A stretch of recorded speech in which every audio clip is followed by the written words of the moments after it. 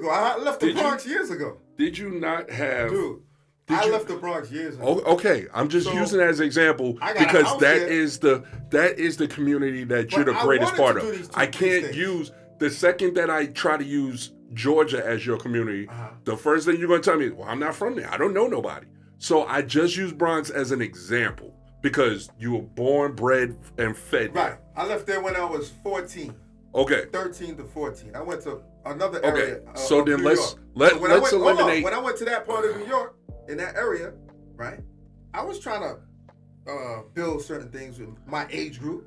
But as I got older, not teaching, though. I'm saying we were teaching things that they didn't know in a group. Who were you teaching? People of our age. Like, you know something in math. So I would kick something in history to my own people. So you was kicking to your contemporaries. I'm telling you, I was trying to be a rapper, trying to give the information. Kicking to your contemporaries is not teaching youth. It's not, Rob. Well, yeah, but people younger than me, I wasn't teaching. Well, then, how do you expect the change to happen for the youth coming up if you're not teaching them? But there were people in the community doing that. You hear that? There were. No, I'm saying there was. That is part. That's part of the black. That's part of the Black American. No, listen. There were programs like that I was going to. They were teaching me. Right. That's how I knew what I knew. And then you turned around and did the same thing. With my family, yeah. No, your family don't matter. We're talking about groups. I'm talking about my younger. No. You didn't say that. You said groups. We need to get in communities of our groups, not just teach our families. Right. So you did that for what communities exactly? The stuff that you learned in those community sets, what have you gone back and taught? I didn't do it. Okay. I didn't do it like that, the way you talk about. The way I'm talking about. No. So then the problem is within. Yeah. Okay. So then why are you looking for separation from a government if you're openly admitting right now that the problem is in you? I never asked. Yes, you did. I said we should be starting our own communities again, like the way Black Wall Street. That's what I meant to say like that. Right. Within our communities, we need to teach each other to how to keep money flowing in our communities, how to keep empowered, how to teach each other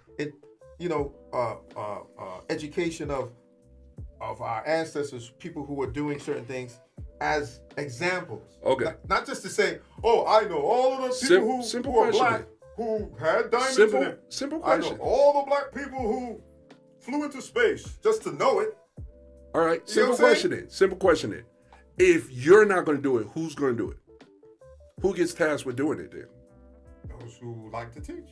Those who are teachers in their communities. In these communities, people who like, obviously, like Umar Johnson. He loves to do what he's doing. He likes to recruit these people. I'm not saying him personally. I said like a Umar Johnson. But why aren't you saying him personally? Because that's a popular name that I can speak on this podcast and that you know of. I'm saying a person like him. I could mention another guy that I know who's doing it in New York. I could mention two people. I could pull into space. His website. I know people who are doing this. Because the black community is only in New York. No, I'm just saying. People then who's going to do it here? I don't know. Nobody has yet. Oh, we could do it. I don't know. You want to start it? We can start it. No, that's your thing. I'm just telling you, it can be done. I'm working for assimilation. I'm not working for separation. I'm not working for separation. You are working for separation. No, I'm saying while we're in our communities, we should have this collective thought, this collective information being within my community, my collective thought is different than yours. So I can't teach what you want to teach. What I want to teach I want to teach, hey, that's the machine over there. We're over here. We need to get part of that machine. That should be in our collective thoughts too. I'm not just saying we just be separated from the machine. We know the machine exists. I can't just separate and say, oh, no, I don't want to be a part of that machine. Yeah, but that's what I want to teach. That's all I want to teach. That's great. I don't want to teach I don't want to say, okay, Eli Whitney created is it Whitney or Jen? I don't know. I forget his last name. Yeah, you're right. Eli Whitney created the cotton gin. Right. But George Washington Carver did this. I don't give a shit about that. In my eyes, humans created this. Right. We created this as a people. Sure. So if we are going to get to a point where we can all be together and work towards getting to what is my fantasy, which is Star Trek life. That's serious and prevalent in the point that I'm making. I don't care about this group, that group, this group, that group. I want us as a people to finally blur all these damn lines so that, because the lines is what forms the isms. Right. You only get racism and blockism and all these different things when you have distinct lines. When somebody has to stand on one. Racism is just a whole different thing too. We could get the definition of racism is the race for resources. That's all it was. No, that's your opinion on it. No, that's not. Okay. Here's the thing. Racist. Modern. Damn. Okay, that thought's lost. My bad, guys. All right. My thing is this: if you want to further yourself as a race of people, you have to combine yourselves as a race of people. When you start having, and they're popping up all over the place now. Now it's, in fact, this month is Latin Heritage Month. And then you got Black History Month. And then you got this person's month. Everybody. Yeah, they were doing that in the military. But everybody has these months. Why? Because everybody wants to be distinct and different. And when you do that, you can't get no further because everybody's jockeying on trying to see who's the best. It's a giant competition between all the different... That's why they call it a race. It's a part of race of who we regardless are. Regardless of why. Race. Regardless. Hold on, let me say this. Let me correct... Okay, you're going to ask me a question, then correct me on the question you asked me. No, I'm not correct. You did ask me a question. You don't even know what I want to say, bro. I never finished, so you don't even know what I was saying after you asked the question. No, dude, I'm going to tell you something right now. Okay. Let me correct or let me establish what I stand for is what I'm saying. Right? I'm not here trying to say that we should continue the next millennium of being proud to be black, and I'm black and I'm proud. I'm not trying to promote that. I'm Latino only. Oh yeah, we gotta know. I'm just saying while we're in this transition at this point, but we're still in a transition of knowing ourselves and knowing how we fit into this machine. We are, because if I just say I don't want to know nothing, I don't care about you, daddy, mommy. I just want to be in this machine. Don't tell me nothing about my history. I don't want to know my grandmother. I don't know my grandfather. I don't know what they care. I don't want to hear about this struggle. It's hard to do that because as we've been seeing, as we try to run into the machine and try to assimilate, they're still they're still making you know that you're different. You're from a different place. A lot of people, I'm not saying everybody, but I'm just saying there's a lot of that still going on. That we're still getting shot in the streets. We're still getting, whatever, dogs, people saying stuff online about us in public, in our face, that's still so-called bigot or still I don't want to say racist because that's not what it is. It's called bigotry or it's called name calling, whatever, anything else besides racist, being racist. We're still looked at as separate from something else, of another group of people. I think everyone should be human enough to say, if you got a problem with the way I run politics, then I should be able to infuse the way I feel you should correct it. If I have a problem with you, or this is what I feel you're doing wrong, right? But not because I'm black, it's wrong because this is the way we do it in the black community. I'm not saying it like that per se. I'm not trying to teach, black. We gotta be black all day. No, I'm just saying Cole family has a way of how you eat. I don't know. Mm-hmm. Gavin family has a way we eat. Maybe I should learn about how the Cole families eat. Because when we come together, not that we're gonna look at each other weird, but is this gonna be probably offending each other, or we probably say, "Oh, I don't do it that. What the hell is that?" Or because he did it this way, he picked up the fork. We don't pick up forks. We eat with our hands, Or why here is eating with, just to get away with the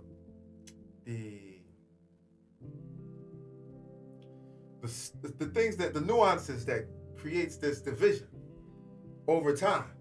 I'm jealous because they picked it up with a fork and I don't do that. This little foolishness.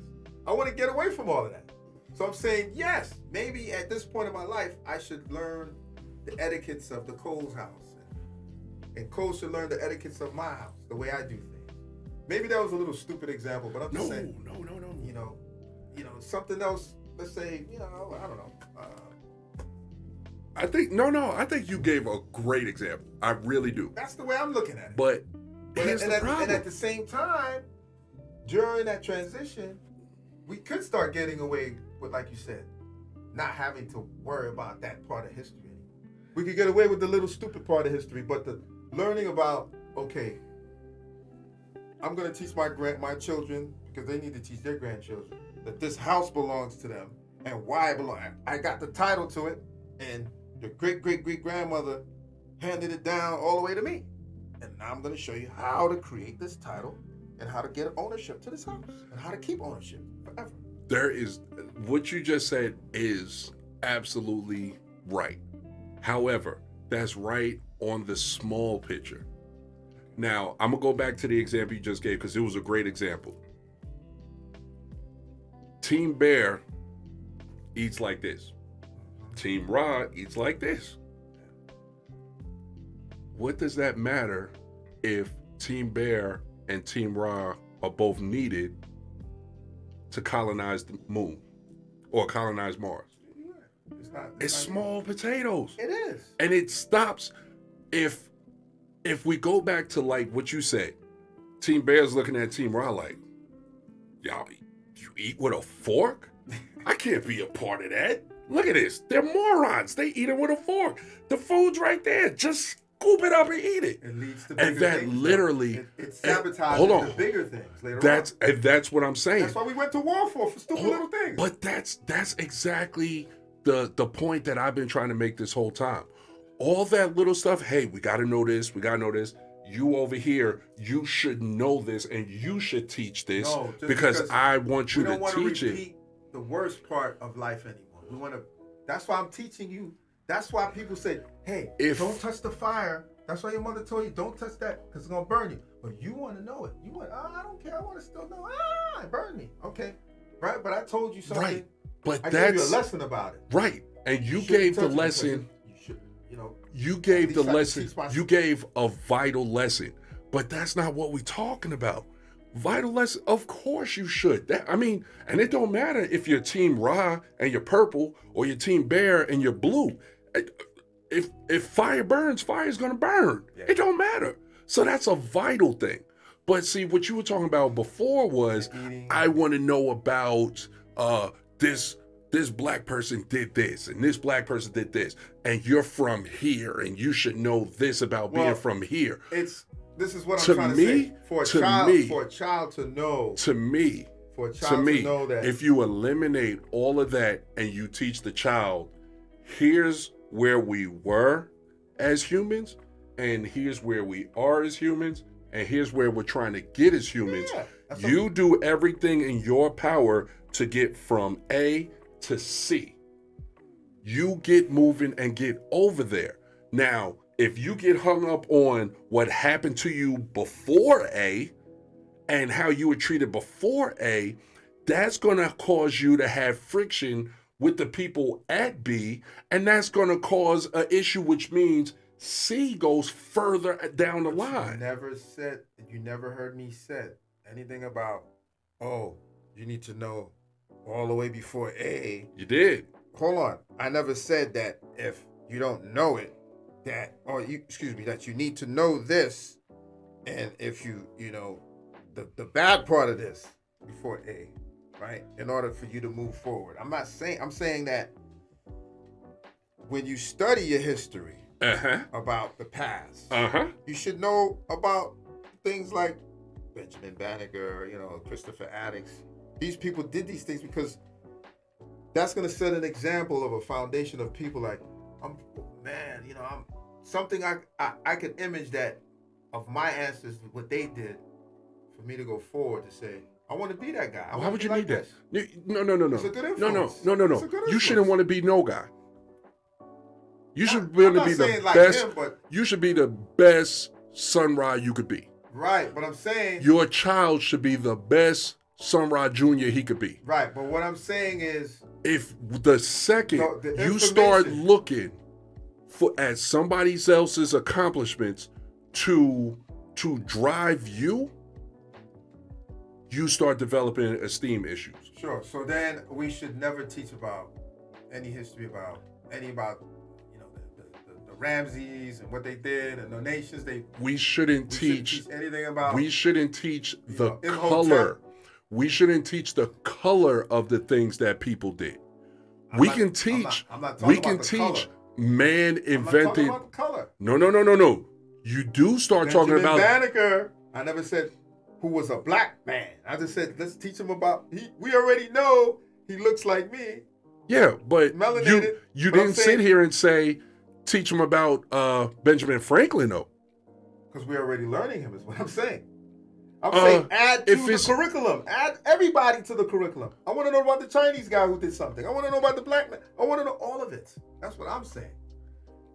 If my community is not being if I gotta go to a general school that we go to every day, that most of us grew up in public school. Mm-hmm. I never heard of none of these guys' names until I had to take a special class for it. This is true. Let me I'm the same way. Let me streamline it to you. For 1 month. Right. 1 month you learn about it and like, okay. Right. Why you charge me?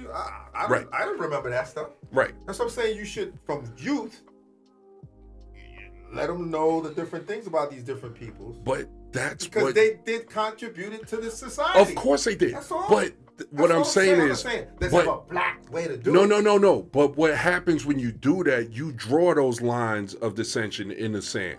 Because you say, hey, this white person did this, and this black person did this, and this Asian person did this, and this Mexican person did this. And at the end of the day, what you should be teaching is we as a people did this. And the credit gets washed. That's what I really mean, really. I'm just saying, as a people. Yeah, but that's not what you say. You say we should all get in groups and don't forget about my side. Tell my side. No, tell everybody's side. But that's what I'm saying. Not by individuals. No, don't say, oh, by the way, this black person did this. You think they're going to do that right now? Public schools. Like I said from the beginning, of course, they're not going to do it right now because there's too many perfect generations, baby boomer generations, Generation X generations that are still out there. There's too many of us who remember the history that want everybody to know the lines that are drawn. The history. Like I said, the Generation Zs, they don't give a shit. They don't even know what gender they are. Table for another discussion. But you see what I'm saying?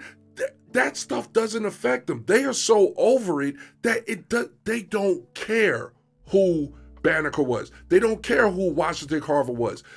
They don't even really care who MLK was. All they know it is a street that goes to the hood. They took it out of the curriculum. That's why.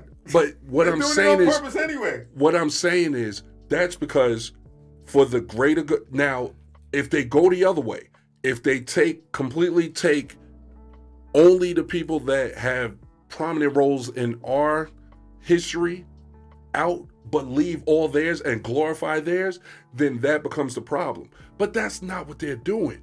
They used to what is the word? They used to put on a pedestal a retarded Spanish dude, Mr. Columbus, who said, yo, I'm in India. Y'all are Indians. What? Huh, bro? No, we ain't. Yeah, you are. You look like them, so you're them. Huh? And he's on a pedestal. He has a day that people used to get off. People don't even get off that day that much anymore. Right. But what I'm saying is he's been exposed in the curriculums that are coming out now. And he's getting less and less and less and less acknowledgement for what he did when he never even stepped foot in the continental U.S. So my man landed in the Caribbean and was like, yo, this is India. Bruh. This is what I'm saying. I'm all about correcting information. But that's what I'm saying. That's it. But that's what I'm saying. Because he turned around. Let's get the facts. Right. But at what point? But see, there's the line again. Our facts. Our facts. I know what you're just saying. What you're just saying is, if I'm coming from, if you have house rules in this place, you invite some people to come here to be in this podcast. Mm-hmm. Your house rule is you gotta take your shoes off. We don't want the place to. Right. If they have other rules. Oh, we went to other studios. We did whatever we want. We take off. We don't have to take off our shoes, and they just do. Aren't you gonna have a limitation of like, yo, listen, we need to start to teach these people before they get here, or we need to write up a thing in that a memo. In that example, what's the machine? The cast, right? Yeah. So then they need to become part of the machine. Right. It don't matter what they did out there. It doesn't even matter what they want to happen out in here. Once they come in here, they assimilate, which means they become part of the machine. They don't turn around, have a seat, and say, hey, well, on my podcast, we do this. Yeah, who gives a shit? In here, this is how we do things. Yeah, I hear you, but I think you should be teaching what we do on my podcast. No. So you in the machine, you function as the machine functions. Okay, I got you. I respect that. So if you're saying if you were in... I tell you what, I wouldn't take my black ass to Russia with doggone weed in my bag when I know that's not the rule. Right. Because what's going to happen? I said that to everybody myself too. I was like, what's going to happen? I'm like, even if you didn't I'll be sitting in jail on my birthday like, damn. I said to somebody too, I was like, even if you didn't know yourself and you brought it or whatever, you got caught, whatever, right? It's your business to know. The sponsors, whoever's sponsoring you, before you get there, because I know she got a sponsor. Don't matter. She got a representative to tell her, these are the rules of Russia.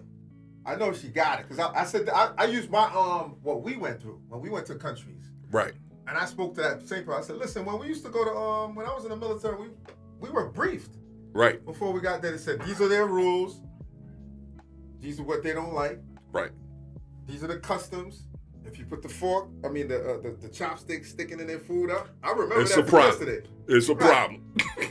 Just little things, little stuff like that. Right now, this is gonna be another episode, folks. But I'm supposed to be traveling overseas for my job. Right. I was trying to tell you from before. I know, but let's. But anyway, my whole thing is that the base in Fatema that we were on in Oki. Guess where it's going? Over to that other island that I'm going to. Oh, yeah? Actually, Guam. It's going to Guam. Okay. But anyway, because they finally got them. Remember when they were beating the drums every week? Uh-huh. They didn't want us there. Right. It was prime real estate. Fatima was prime real estate. Prime. So that's my whole point, example that why I'm, using that as an example that,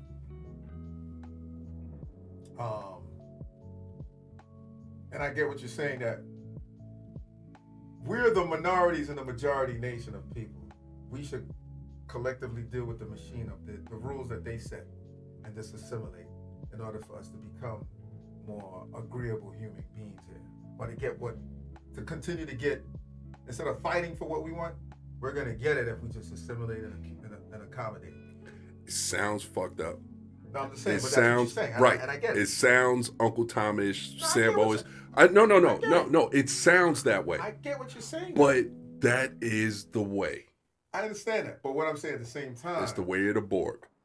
Shout out to Star Trek. At the same time, you feel that you're over it when it comes to my ancestors. I don't need to go to Africa to learn about them. I don't care who they were.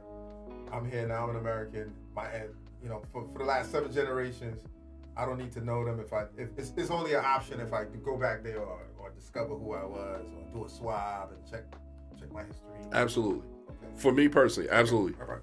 I mean, there's really. I've told people for years. There's only one area that I want to go to in Africa, and it ain't where I'm from. It's over to the other side where they got them big triangles sitting in the ground, and that big animal sitting in front of them. That's it.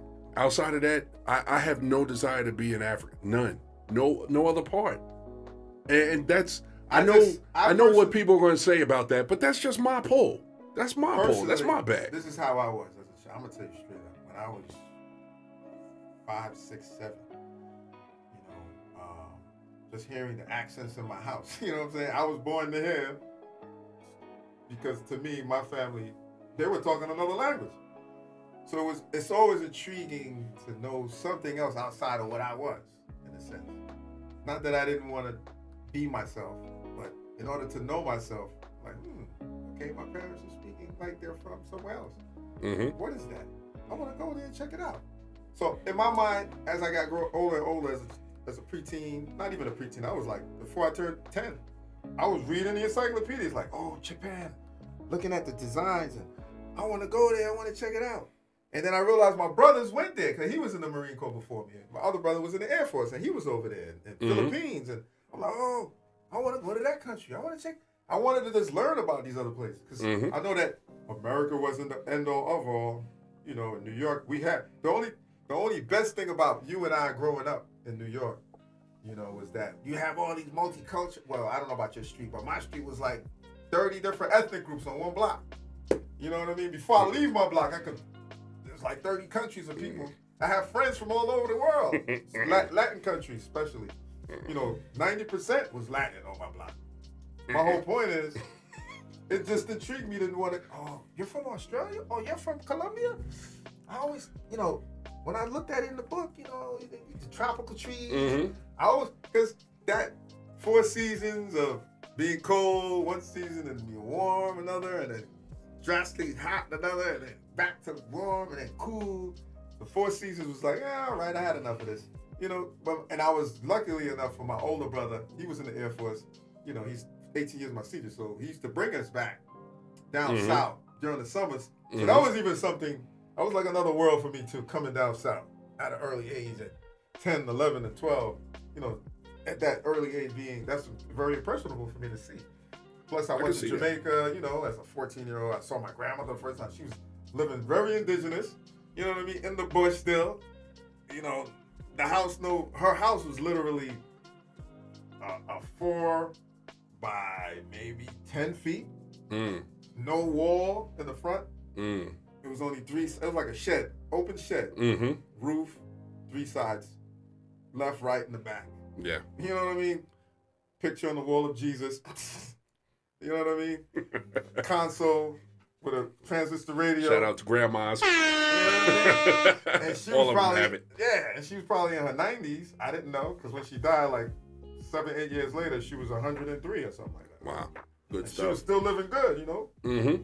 So I'm just saying, you know, an indigenous piece of land, the outhouse outside, you know, the whole 9 yards. But fast track now, I'm just saying that, yeah, this is like the Star Trek age now, you know? We got the phones with the face on it. You can look at people and get a phone call on your phone. You know, stuff that we saw in cartoons and, you know, the George Jetsons and what do you call it? What's the other one? Get Smart. When you flip your phone. Dating yourself, bro. Hey, man, you know. But yeah, I mean, and I get it that we're fast forward and we should merge it. Love the world. Everybody should be one happy family, but we're not there yet. So I'm saying, as we're getting there, we still need to teach our peoples who we are, in order to be proud of who we are and know that we contributed towards life. Because the images that they're showing on TV is like, we didn't. We was just like Huggy Bear, you know. Right, but see, that's going away. That's going away. You got to remember, though, man, that's 400 years of programming that they had, and it's taken our last 3 generations to finally let go of that grip. After we're gone, ain't nobody gonna remember none of that, because ain't nobody gonna care. Nobody gonna care. Like I said, they don't even know what gender they are, and they don't care. And they're like, yo, I want to be identified as this. I don't care what's between my legs. I want to be this. And that's what's here. That's what's here. The only people who care about that stuff is us and the ones before us. Nobody else cares. I guarantee you, my children's grandchildren won't have a clue who Martin Luther King is, won't have a clue who Malcolm X was. It won't even be in the history books. They're going to get Martin Luther King and Malcolm X confused with Frederick Douglass. I promise you. And you know what's going that route. It's going to be, hey, back in the country, some group of us did something bad to another group, and there was a guy named Fred who helped get rid of it, and then he had a friend named Martin and another one named Malcolm, and they all worked together, and that was it. That's going to be Fred Hampton. That's going to be it. Nobody's going to care. They're going to be like, who discovered America? What do you mean discovered America? America has always been here, like every country's always been here. That's all they're going to know. I mean, you could see it changing in the history books. I talked to oh my God, I almost called it 7. I'm sorry. I talked to my 11-year-old niece just to see where her head's at and see what she's learning in school. And she's like, well, we're learning that Native Americans had always been here, and it was the people from England came over to escape religious freedom, and they started the country. You see what I'm saying? So they're even getting rid of Chris. Oh, Chris Colombo is on his way out. You know what I'm saying? But when we were growing up, Christopher Columbus was it. Thank God in heaven and Christopher Columbus. God, Jesus, and Christopher Columbus. Because there would be no America if it wasn't for Christopher Columbus. Wow. That's how we were taught in schools. It's no longer the case. And it's going to go away. Just like the people are going to go away. I would love to explore. And the only way that's going to go away is for our generation and the generations before us to die out. Because all of us only understand history. We only understand history. We are part of the generation of computers in your hand and on your wrist, but we didn't come from it. The generation, the millennials and beyond, this is all they know. They don't know a world of Encyclopedia Britannica. They don't know a world before spell check and Google. They have no idea how the hell we learned how to spell. If you say the word dictionary to them, they will short circuit and fall on the floor shaking. And like, what language is that? Is that like is that European word? What is that? No clue. No clue. I just still have it in me to explore my world. And I want to go to different nations. I want to know what's in my blood. Here's the thing. I just want to know. But when you take yourself out of it, my daughter is the exact same way. Like, I had the travel bug. My oldest daughter, she is a travel fiend. But I love her. I love her with everything. Baby girl, shout out to baby girl. The problem, she could give 2 shits about any of the history. Like, I think this year she officially passed me in countries that have been visited.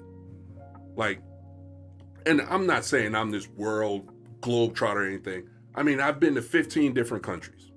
That's it. But I mean, for my family and from going back from me, that's a lot, because a lot of the family I came from, a lot of them haven't been out of the U.S. Right. A lot of them. But the ones that have, it's only been the touristy places, the Caribbean and maybe England, maybe France. That's about it. So for my daughter to pass me, and when I talk to her, I'm like, she's in Italy right now in the Navy. Right. So I ask her, yo, have you been to the Colosseum? Have you seen the Tower of Pisa? Have you learned any of the culture? You know what I hear? Oh yeah, I went out there. Did you see my pictures? What did you take pictures of? No, it was me standing on the steps or me doing this. Like, and I go on Facebook or whatever, and there's always pictures her in a different place, and she's zooming in and out of the food or zooming in and out of the outfit she got on with the background and stuff. That's what these kids know. They're not going for the culture. They're not going for the history. They could give 2 shits about that. They're going because the structure looks different and it's cool. It's different. It's not the traditional American buildings or structure. And that's all they care. The second you get over there and you see the little metal placards sitting on a stone to explain shit, I don't need that. I don't need none of that. I see that building right there and I want a selfie time. And that's what they are. So all of that stuff, the assimilation that I talked about before, is coming whether we want it to or not. It's just a matter of our generations, we hold too tight to history, which makes us hold tight to what's happened to us, which makes us want to somehow drive the fact that what happened to us happened to us. And it's good that we know that, but it's not going to play a factor in the future. Right. It's not. You keep driving about the part of the history that's any of it. It's not going to matter. Part of it. It's not going to matter. I'm talking about history. Right. I said get rid of history. I didn't say get rid of bad history. Listen, this is what I'm saying. If you do that, you're going to get rid of things that are even good, that are productive, like the science part of history. No. I'm talking about science. I'm talking about the people who created, things for us to be where we are today, technology that we use, to even want to go further than that. Yeah, but I'm not talking about get rid of factual stuff that we need to progress. I'm talking about get rid of individual history, getting rid of black history, white history, Asian history. Keep history. Keep what's happened. Just lose the color of it. Okay. That's all I'm saying. All right. And you went in the spill about, how you came up and stuff like that. But you got to remember, not everybody had that come up. And that was the point I was bringing about my daughter and stuff. These kids don't have that come up. A lot of people don't. Hell, me and you, same generation, we had that come up. Right. Because where you had the diversity on your block in the Bronx, everybody who's a New Yorker knows what Staten Island is. Little bit of black, little bit of even less Mexican, and all the rest of it Italiano. I mean, that's it. And even then, the Italians didn't come in the hood unless they was looking for drugs. So it was just us. A few speckles of Puerto Ricans, I didn't even grow up around Dominicans. And the ones that were, they identified as Puerto Rican. Mm-hmm. So I never heard Dominicano. Everything, I'm Puerto Rican. I'm black and Puerto Rican. Or I'm Puerto Rican. That was it. There was a line drawn between both of them on my block. That's what I'm saying. There was none. Like, there was no people who kind of looked like me who spoke Spanish. Right. It wasn't. Yeah. They looked like Enrico Iglesias and spoke Spanish. They look lighter complected with the straight hair and spoke Spanish. Shades. But that was my hood. You know what I'm saying? I grew up. There was no well-to-do. Like, I'm a typical NYC hood rat. All the stereotypes I live. My mom's, she did a little bit of the drug thing. She cleaned herself up. Or she did the drugs young, cleaned herself up, partied and did stuff, had no father in the picture as I was young and coming up. My mother was working 2 and 3 jobs, and she'll tell you in a heartbeat, I was out there scrubbing 30 toilets trying to put you and your brother through private school. Right. You know what I'm saying? I'm 6, 7, 8 years old, getting on mass transit, leaving my hood to go to a private school in white Italian part of Staten Island, St. Peter's Elementary, shout out. So I didn't go to the PS's and the IS's. Yeah. You know what I'm saying? I didn't go to PS 18, which was in my hood. I didn't go to IS 27, which was in my hood. My mother busted her behind to get us into St. Peter's. You know what I'm saying? I went to the PS and the IS. You know what I'm saying? So I spent 1 year at IS 61. And that was in my grandmother's jurisdiction. Like, it wasn't even in a hood where we was at. She was like, I refuse to have you going to school with these same knuckleheads that's out here chilling on the block. Right. Like, my mother would not have it. And my diversity came from, shout out to it, I was a fresh air kid. So I was one of them New York City hood rats that the parents, sight unseen, sight unknown, put their little hood rat kids on a Greyhound bus to destinations unknown to spend 2 weeks to a month living with white people. Yeah. You know what I'm saying? So that's when that started I was 6.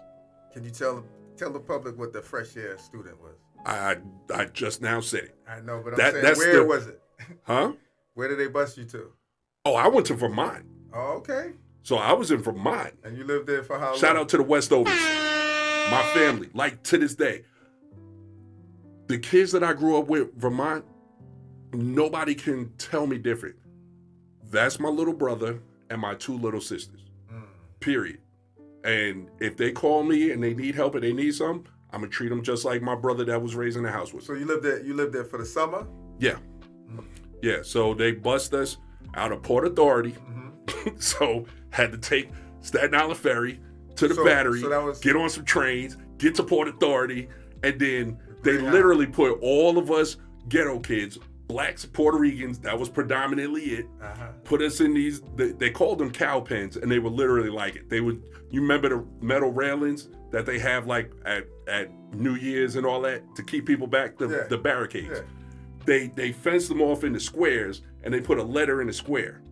So you literally, I mean, it almost seems like, crazy, without the beatings, what black people went through in slavery. Right. Because they just took all of us kids, you know, you kiss your parents, you tell your parents bye, and then they usher you into these stables. So that was a program. Groups of stables. That was a program in your school? No. Oh, that was a neighborhood program? That's New York program. Oh, that's, yeah. Fresh Air Fund is, I believe it's a 501c3, but it garners its money from the city of New York. So I don't know if it's state or city, but it's of New York. I remember the name of it. Yeah, Eddie Murphy was a Fresh Air kid. Yeah, I was. So it's been going for years and years. I was trying to let you to, and it's still going. I looked it up the other day. I wanted you to explain to the public because people don't know. You know, every part of the region of America has something different. So here's the gritty of it. Like I said, they take inner city youths, right, free to the parents. They get the kids together, and then they find better off people in different areas away from the hood. Right. Term fresh air. Get these kids out of the smug, you get them in the fresh air. There you go. And you go as a kid and you stay with that family for the first year is 2 weeks. And then the next year it's you can do it for 2 weeks or you could do it up to a month. Okay. And your parent doesn't even meet the people. I loved it. Part of that's insane, right? It's insane. I loved it. I could never do it with my kid. Right. You know what I'm saying? Never. Not in this day. Unless somehow I could put my kid in a time machine and send him to the exact family that I went to. Right. It ain't gonna happen. Right. Because it's sight unseen. My mother had no idea where I was. None. They put you in the stables, then they line you up with whatever areas need kids. Because I went to Vermont. Right. My little brother went to upstate New York. Okay. He went to it wasn't Nanuet. It began with a C. It wasn't Catskills. I forgot. I'm not going to drag it on that. But Cortland. I don't remember. I'm not going to drag. So they turn around and they put us on buses. Your parents gets the information of the head counselor who's riding the bus with you. And we talking about way back in the days. No cell phones. Right. So the communication was by letters or once you got home, if you remembered your number. Right. You know, or once you got to the family's house, if you remembered your number. Because your parents didn't even have a number. Your parents didn't know who you were going to. It wasn't until you arrived at that destination, if you were a new fresh air kid, they would match you with a family that was there. And then that's when communication would get established. And I don't know what the vetting process was. Like, it could have been a whole bunch of Buffalo Bills in there putting the lotion on his skin. It's no telling. But I was very, very blessed. I went with the Westover family, and I learned so much because all I knew was hood. Right. All I knew was hood stuff. It's almost like the exchange program. Yeah, but there's nothing coming back. Right. So, and when I got there, the only white people in my life that I had ever seen was crackheads. the ones coming in the hood trying to get drugs. Right. So, you know, the limping and the one shoe, come on, man. Yeah. Wait, where? Yo, who got it? Right. That's all I knew. So I get here, man, these people taking me into the mountains. I mean, there's videotape proof out there, and trust me, Big Tim reminds me of it constantly, that he still has the VHS, dog, of me water skiing for the first time, me wiping out, holding on to the rope because I don't want to let go. Yes, and shout out, I'm one of them black people that can swim. Thank you very much. So water skiing, I'm still holding on to the tow rope, and my pants go all the way to my ankles. And he tell his story, man, and like, I'm embarrassed, but I love him for it. Like, he'll tell you, he's like, yeah, and all you see is this little black butt skipping across the water. You know what I'm saying? So it's that type of stuff. Right.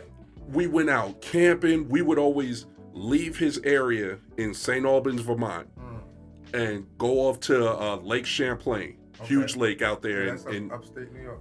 Yeah, it starts in New York, and I mean, it's huge lake. Lake. I know. So I know where it is between Canada and New York. Yeah. So we would go to Lake Champlain, and we camp out there for an entire week. It was way up top in Vermont. Yeah. Not far from Burlington. So we would skiing so, you know, and we would do those things. You know, we would stay out camping, eating off the campfire. You know, he got the guitar out. Right. Man, I was learning Leonard Skinner songs, Pink Floyd, like stuff I would never even know existed in the hood. Right. So what that showed me, and that's probably why I am the way I am today, is not all white people is bad. No, I don't really. You know what I'm saying? Yeah, definitely. And so it's not only that I don't think all white people are bad, but I don't think white culture is something that we need to shun because of our history.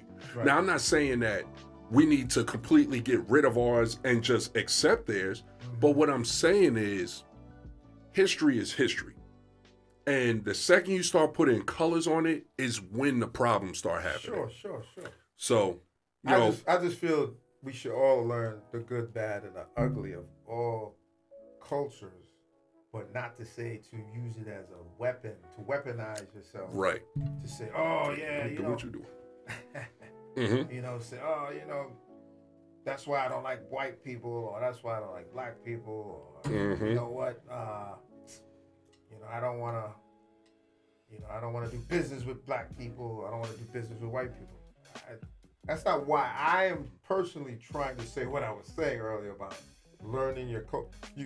It's almost like learning your culture first, not because you're black or white, just because it's a part of who you are. And, you know, maybe it, not you, but your brother may get a spark of, you know, inspiration to want to be like that part of culture he just learned. That maybe it's the pyramids that he wanted to, you know, make that made him want to be architect one day. And he know that, it was Imhotep, one of the, you know, the master and creator of most of the pyramids in I was about to say Jamaica, in Africa. Sound like Fatigue said that. Well, ladies and gentlemen, it's been fun. Yes. I've been Papa Bear, along with Mr. Sun Ra. Yes, indeed. We thank you for tuning in, checking us out. Yes, sir. And we're going to have a whole lot more conversations, a whole lot more things to talk about. Yeah. But we're going to wrap this one up. We'll see you on the next one. Like, subscribe, and hit that bell to get notified. Do all of that. And thanks for tuning in to Connect 3-6. We'll check you on the flip. Peace.